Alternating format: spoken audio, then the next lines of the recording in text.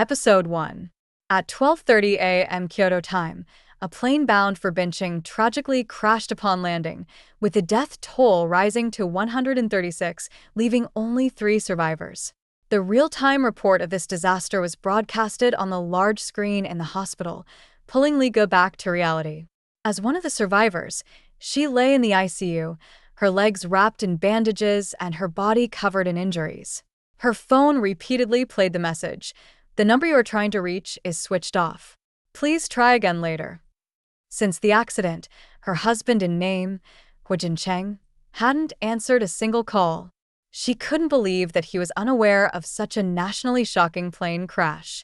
The scene of the accident was littered with wreckage, and the fear of nearly losing her life still gripped her, leaving her breathless. Yet, the man she had been married to for 3 years was nowhere to be found when she needed him most. A chill ran through Li Ji's heart. After a long time, her phone suddenly rang urgently. Startled, she looked at the screen, but the glimmer in her eyes dimmed when she saw the word "Grandma" flashing. "Hello," she answered, her voice hoarse. An elderly, concerned voice came through. "Xiaogo, you nearly scared this old lady to death. Are you okay? Is Bincheng with you?" This was Bincheng's grandmother, the only person in the vast Hu family who cared about her. Her silence immediately alerted Grandma Hua. "That rascal. You are his secretary and wife, and you went abroad for his work. Now that something happened, he's nowhere to be found. Just wait, I won't let him get away with this." Grandma Hua asked, "Which hospital are you in? I'll send the butler to pick you up right away." After Li Ge gave her the address, the call ended shortly.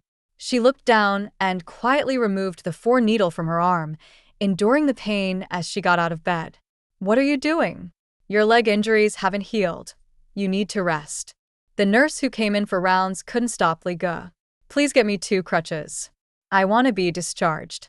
Her gaze was firm and left no room for doubt. Compared to the hospital, the Hu family's old residence was more suitable for recovery. Moreover, as the secretary to the CEO of the Hu Group, her trip to Dubai was to arrange a medical exhibition and personnel check on behalf of the company, and the report needed to be submitted promptly. More importantly, she wanted to know what Bincheng was doing and where he had gone. Unable to persuade her, the nurse brought 2 crutches, and Li Ge resolutely left the ICU, hobbling along the wall towards the payment office. However, in the hospital lobby, she suddenly noticed a familiar license plate, followed by several luxury cars. These were vehicles from the Hu Group. Several people got out of the car, and the man in the center, wearing a black suit, was carrying a woman. It was clear he cherished her, as his black coat wrapped around her exposed legs. The man hurried towards the hospital's main hall, not noticing Li Ge at all.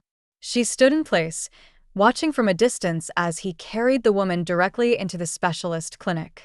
In 3 years of marriage, she had never seen him show such affection. Who was that woman? Regardless of who she was, an indescribable pain spread from Li Ji's heart, suffocating her. Before long, a nurse passing by the other end of the hospital corridor whispered, "Wow, that's Bincheng, the heir of the Hu financial empire, who always appears in financial reports. So manly. Can't believe I saw him here, and he's accompanying his girlfriend for a prenatal checkup." "Prenatal checkup? Are you sure?" "Absolutely. The examination report says the fetus is 12 weeks old. The fetus is unstable, and there was bleeding today, so Mr. Hu brought her in. 12 weeks, which means 2 months ago." Full story is available at novelpalace.com. Click the link in the comment section to get it free.